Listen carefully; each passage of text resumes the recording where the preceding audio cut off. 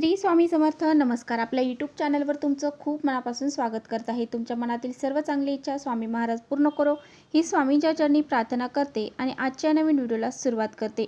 उद्या वार आहे मंगळवार, दिनांक आहे 12 ऑगस्ट. या दिवशी आलेली आहे अंगारकी संकष्टी चतुर्थी.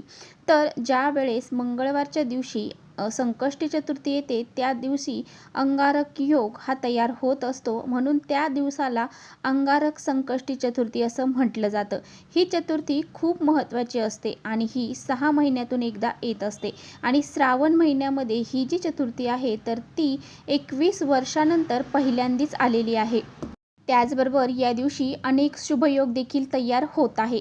त्यामुळे या दिवसाला जे महत्त्व प्राप्त झालेलं आहे ते अनन्यसाधारण महत्त्व प्राप्त झालेलं आहे. त्यामुळे आपल्याला या दिवशी भगवान गणपती बाप्पांची पूजा अर्चा ही करायची आहे. त्याचबरोबर काही प्रभावी उपाय देखील आपल्याला करायचे आहे. आजच्या व्हिडिओमध्ये मी तुम्हाला अतिशय प्रभावशाली उपाय सांगणार आहे. आपल्याला सकाळीच उठल्याबरोबर उंबरठ्यावरती ही एक वस्तू ठेवायची आहे.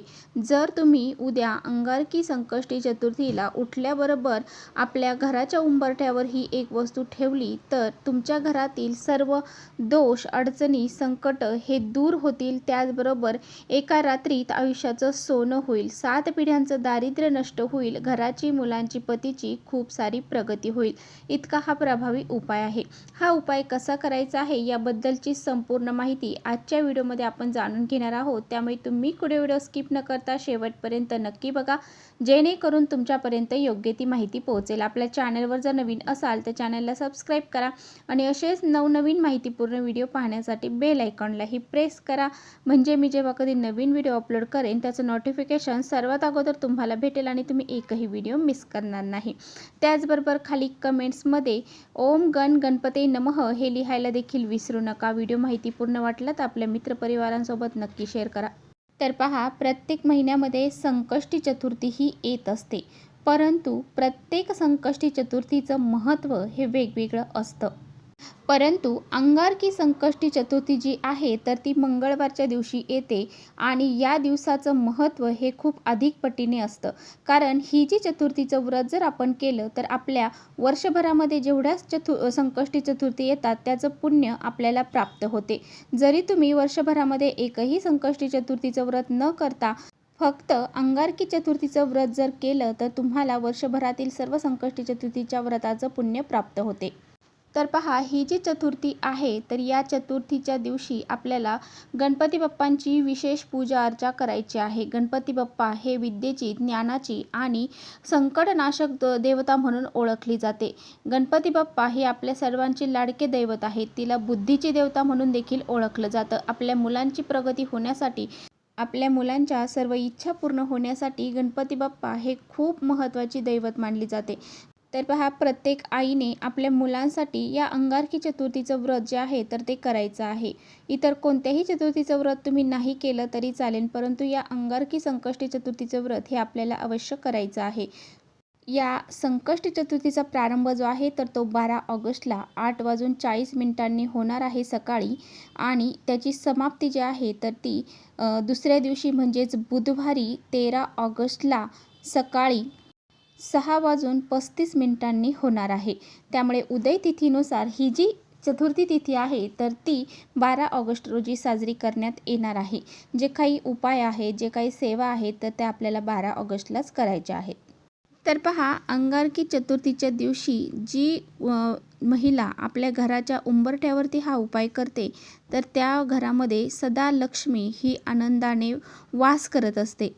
आणि त्याचबरोबर मंगळवार हा माता लक्ष्मीचा वार आहे, कुलदेवीचा वार आहे आणि या दिवशी आपल्या घरामध्ये माता लक्ष्मी प्रसन्न राहण्यासाठी, आपल्या घरामध्ये माता लक्ष्मी प्रवेश करण्यासाठी आपल्याला आपल्या उंबरठ्यावरती हा प्रभावी उपाय अवश्य करायचा आहे.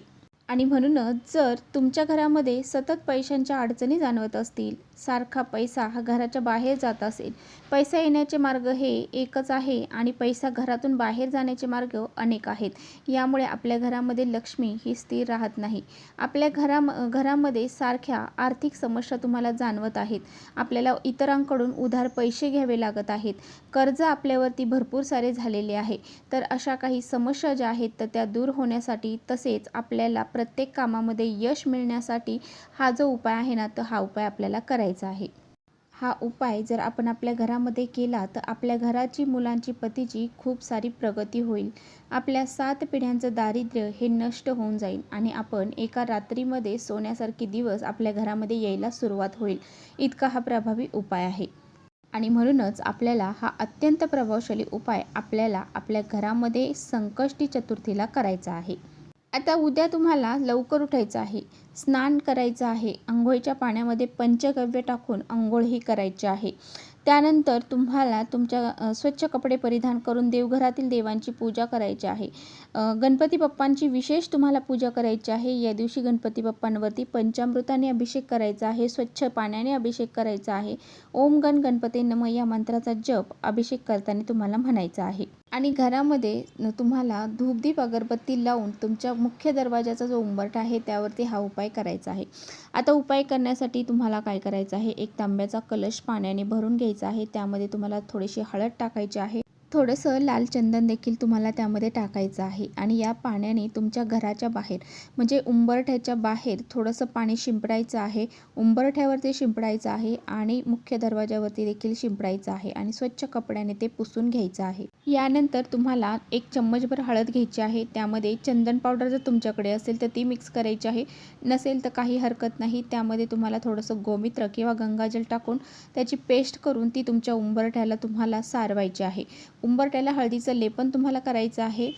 आता बघा, तुम्हाला एक मातीची पंती घ्यायची आहे. त्यामध्ये तुम्हाला 4 वाती लावायच्या आहेत.